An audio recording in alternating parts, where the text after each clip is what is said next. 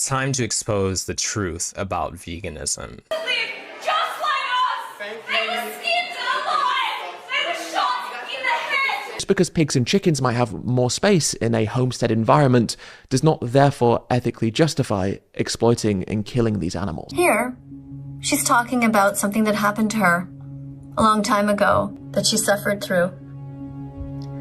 My question is this: if you don't like the fact that you were pinned down and assaulted, why do you pay people to do this to other females? I fucking hate children. They literally make me sick. When I see babies in a commercial, I start to gag and almost throw up, and I have to look away and mute it. And when I see babies in a stroller, especially when they're crying, I just want to put my foot through the fucking thing and step on it until it's nothing but blood and pulp on the fucking pavement.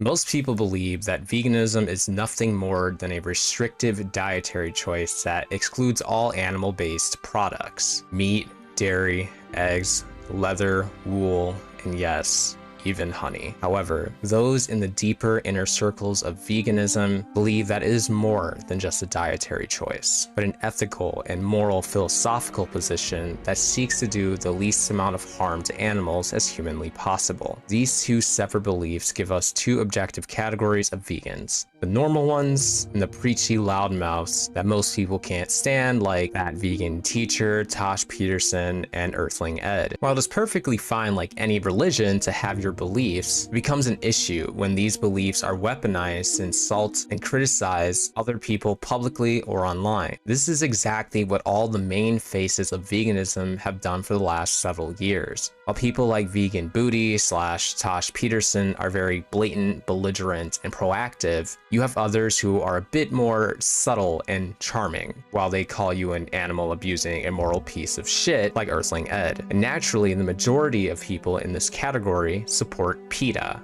people exterminating the animals, which is extremely ironic. To truly understand the correlation between the annoying vegan category and religion, you have to understand the expectations for inclusivity. For many vegans in the inner circle, it is never enough to just be vegan. You have to be perfect. Follow their exact rules, dance how they want you to dance, and never allow yourself to slip in any way. If you don't, you're guaranteed to be criticized and shunned for not being truly vegan or vegan enough for their taste. There are countless examples of this, including some from that vegan teacher's very own comment section. So this was a video where that vegan teacher used AI to effectively say that everybody is equivalent to Hitler. And this person comments, "Hi, normal vegan here. How is this helpful? Do you really think comparing people to one of the worst dictators in history is going to do anything?" This brave person here challenges that vegan teacher's belligerent and aggressive conduct, and instead of being met with a genuine response, perhaps even a reasonable rebuttal, they are effectively told that they're not actually vegan if they don't agree that people are equivalent to Hitler for eating meat. Now, obviously, this would be a logical fallacy if I only use this extreme example from a very clear basket case who even sticks out like a sore thumb within the vegan community. But no, there's more. Much, much more. Here's a fairly known figure. You may have heard of her. Billie Eilish, a very famous singer and songwriter from the United States. Some of you may have not known this, but she's vegan and has been for a while. To the vegan community, she might as well be one of us evil animal-abusing carnates, because on rare occasions, she will eat a non-vegan approved animal product for her health and personal reasons. Billie Eilish, the popular singer and songwriter, has been a prominent advocate for veganism. However, she faced backlash from some members of the vegan community when she revealed in a 2020 interview that she wasn't 100% vegan. Eilish mentioned that her diet might include non-vegan food sometimes, despite her ethical beliefs, which led to criticism. Some vegans saw her as a not fully committed to the lifestyle and argued that she was not representing veganism in a strict, purist way. this kind of judgment isn't uncommon in the vegan community, where some individuals believe that being vegan should be an all-encompassing lifestyle and not just about diet. So yes, you can be vegan and still be shunned and excommunicated from the cult, even if you share the same beliefs as them. Now, some might think to themselves that because she was sparsely consuming animal products, that would make her not vegan. This logic is extremely flawed, because not only does this definition of veganism clearly state that it is not a focus on being perfect, but doing the least amount of harm to animals as possible, but vegan activists within the circle have stated this clearly themselves, when it was convenient, of course. Chris is right that this kind of marker is not necessarily vegan, and it's very hard to find vegan markers, as we found later. So I want to thank Chris actually for that. Thank you for pointing that out. And you know, we all do things that are not vegan. We're not even aware of them. I've been vegan for 5 years. What are you suggesting exactly? That nobody should paint their shirts at all in case the paint is vegan, and you know, no items should be painted anywhere. Like, you know, this fabric here, I don't know if that's a vegan fabric. I don't know. Additionally, it is unreasonable to exclude someone from an identity because on rare occasions they did something that contradicted the identity. Because if that were the case, no one would be able to call themselves vegan. But that is a discussion for later in this video. Moving on, Alicia Silverstone, a well-known actress that played a lead role in Clueless, is also a staunch vegan and animal rights activist. Her crime against the cult, you might ask? Wearing non-vegan approved leather. Alicia Silverstone, the actress known for her role in Clueless, has been a long-time advocate for veganism and animal rights. However, in recent years, she has also faced criticism from some vegans. For example, in 2018, she faced backlash when she was seen using a non-vegan item, specifically a leather jacket, at a public event. Despite her long-standing commitment to veganism, some critics felt that her use of leather and other animal product contradicted her principles, leading to the not vegan enough criticism. Obviously, I'm no fool, and I can see the surface level contradiction. Leather is made with animal hide, which is a big no-no in the vegan community. However, it has been proven that traditional synthetic leathers, common vegan alternatives, are significantly more damaging to the environment and animals to produce. So by the logic of veganism, using regular leather in comparison to the synthetic alternatives should actually be the more vegan option. Hooray for Alicia. The real leather lasts significantly longer and doesn't require constant replacement. You could buy one leather handbag and have it for 15 years. Whereas with the faux leather garbage, you'll need to replace it every 2 to 5 years, exponentially increasing your carbon footprint and overall harm to animals. How ironic. Now, fortunately for vegans, it doesn't stop here, because Alicia was also a pioneer in the usage of cactus leather, which is a significantly more sustainable vegan alternative to traditional leathers. However, cactus leather, of course, comes with its own sea of challenges. The internet and vegan activists try to lie to you and say that it isn't made with any harmful chemicals, which is completely false. In fact, less than 50% of the actual product is made from cactus. The rest, plastics. However, this is still considerably more sustainable as it lasts for nearly as long as traditional leathers, and no animals are directly killed for its production. The only drawbacks are the price and the fact that it's made with plastics. So at the end of the day, what does all this tell us? Well, it's simple. To be a part of the cult of annoying vegans, you have to share the exact same beliefs as them, wear the same clothes, eat the same food,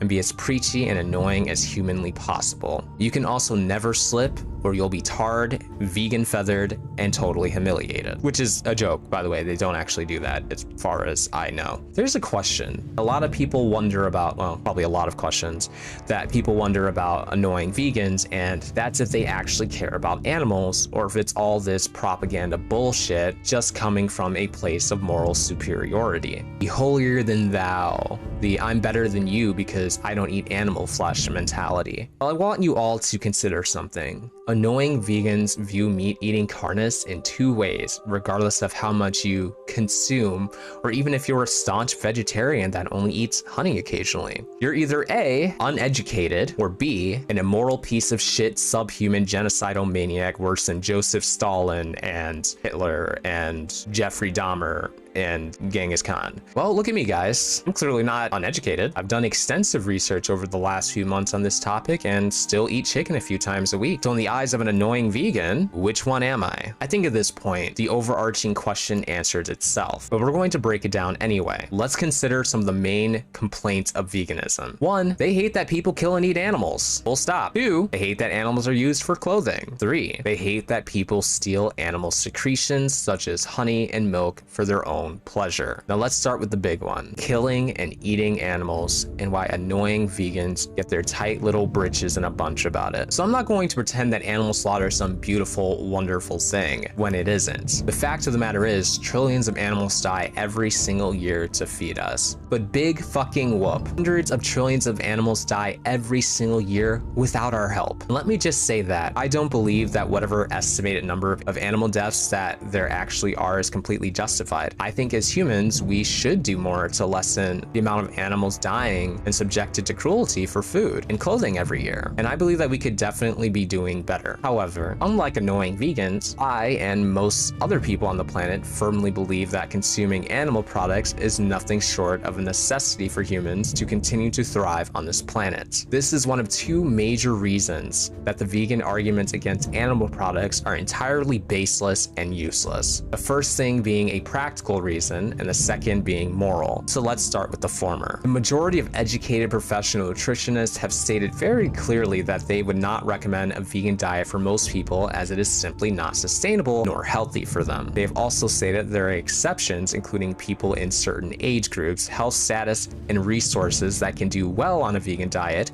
for most of their lives. For the majority of people, it is best to consider something that aligns with the Mediterranean diet.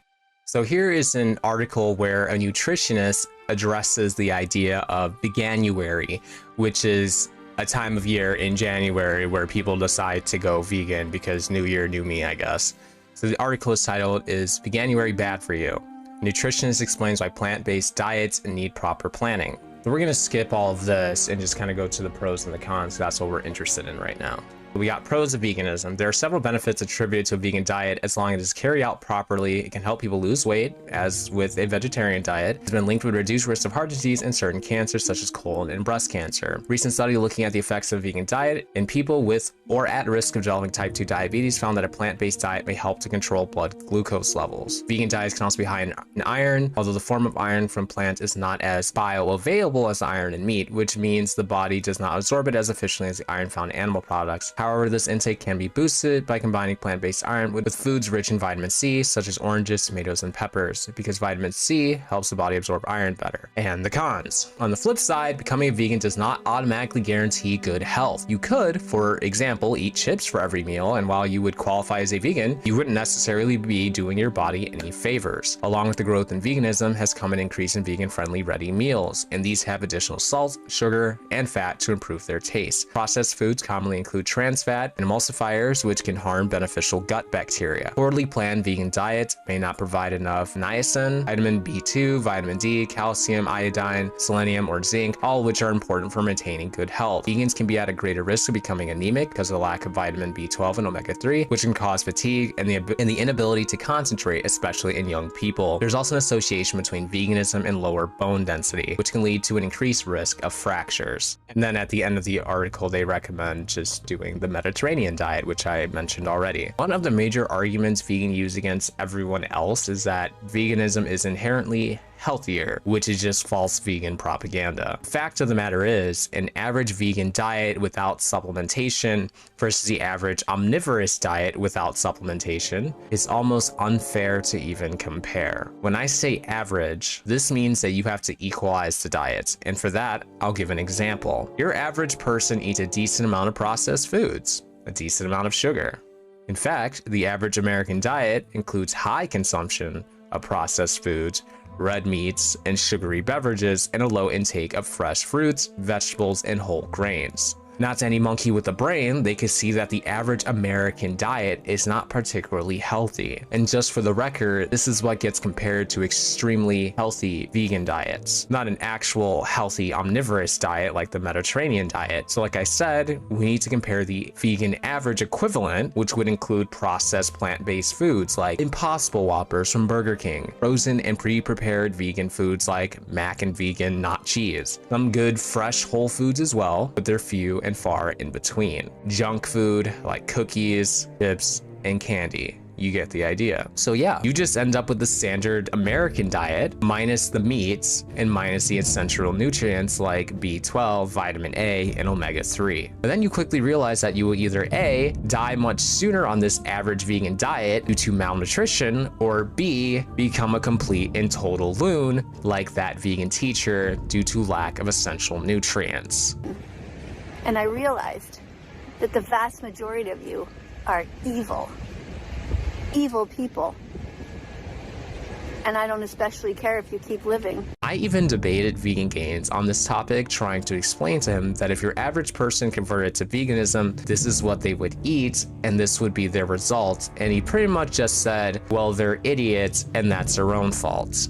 I think the way I see it, though, I think that you could get by on screwing up a regular omnivorous diet better than you can get by screwing up a vegan diet. Because if you're, for instance, if you're just fucking up by not taking B12 versus you're fucking up by eating too much red meat, like the B12 will probably get you sooner than the heart disease that's going to come from eating too much red meat, which is one of the reasons that I don't eat red meat myself. Multivitamin. But that's not the point. The point is all you have to do is take a multivitamin. But then you could also say all you have to do is not eat red meat. Like, so it's the same idea, but versus not having the actual supplement, just not having it, versus eating poorly, like not having that supplement is going to kill you faster. Okay, if you have like 0 vitamin B12 in your system, that might negatively affect you faster than eating a steak, but maybe you should just not be stupid and just take a multivitamin.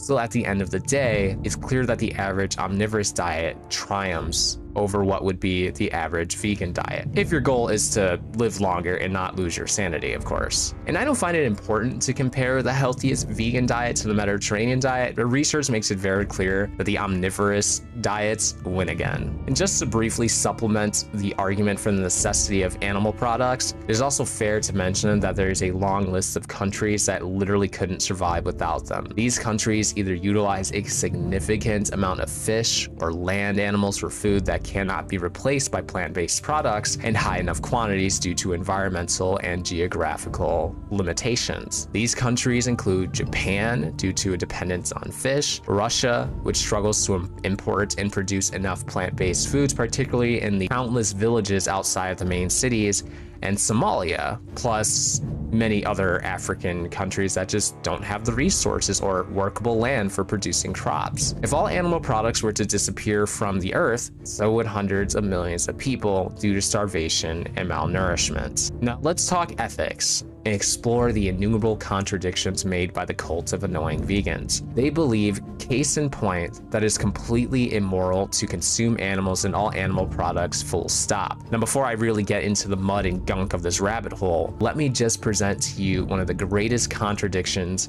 of vegan propaganda. It is immoral to consume honey. You want to know why it's a contradiction? Vegans absolutely love their almonds and their almond milk. But did they know that in order for almonds to be produced, bees are responsible for pollinating literally all of the almond trees that produce the almonds? So, despite what they choose to believe, their very selective beliefs that they only believe when it's convenient, they are using slave labor from sentient bees that die by the tens of billions every single year for their almonds. But almonds are perfectly vegan, and somehow honey isn't. How can we make this one make sense, vegans? I'd argue that you just don't care about bees, but you do because people steal their honey. Is the only difference that it comes out of their mouths? But they have to carry the pollen between their little small hairy legs between the trees. How is that really any different? So that can't be it. And either way, according to your logic, this is still slave labor. They are being bred by the billions to pollinate these trees, and this is only in California. This isn't even talking about the entire rest of the world. Oh, and it doesn't stop here, because bees are also used to pollinate avocado trees, apples, cherries, cantaloupes, and the list goes on and on and on. So if you want to be consistent in your cult, stop eating every single one of these items listed and every one produced off the backs of enslaved bee labor. Because if you don't, you're contributing to the suffering of trillions of bees every single year, which again are sentient beings just like us. Which brings me to the next point. Tosh Peterson.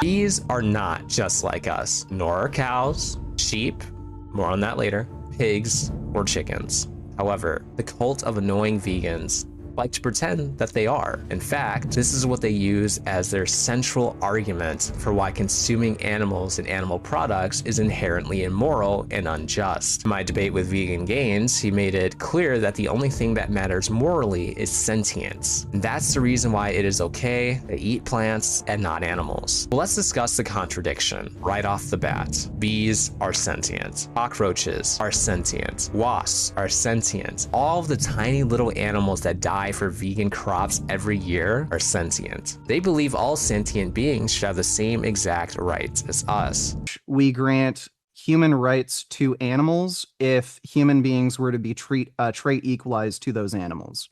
So we would grant the same rights to a chicken as we would grant to a human being with a similar level of cognitive capacity. Well, if you intentionally or accidentally kill a human, you go to jail for a very, very long time. If this logic were to be consistent, we'd all be serving more life sentences than Terry Nichols, who holds the world record at 161. But why don't we? Clearly the vegans definitely don't want this. This would be a very blatant part of their propaganda regimen. They would all be turning themselves in for every single sentient being they've killed over the years, whether intentional or not. But they don't. They continue to live their lives protesting and judging other people's decisions as if they're morally superior, which is ironic when they can't follow or adhere to their own beliefs. Go vegan, they say. Go to jail for the countless sentient beings you've killed, I say. So either they don't believe that we are the same as any sentient being, or they do believe that and are the biggest hypocrites on the planet for not spending the next 10,000 years in vegan jail. For this argument, I'm gonna go with the first. Not even they actually believe that us humans, bees, roaches, birds, dogs, and cows are all equivalent species. So again, this comes down to them wanting to sate their desire, moral superiority, so they can feel like they're better than us carnists because they don't eat animal flesh.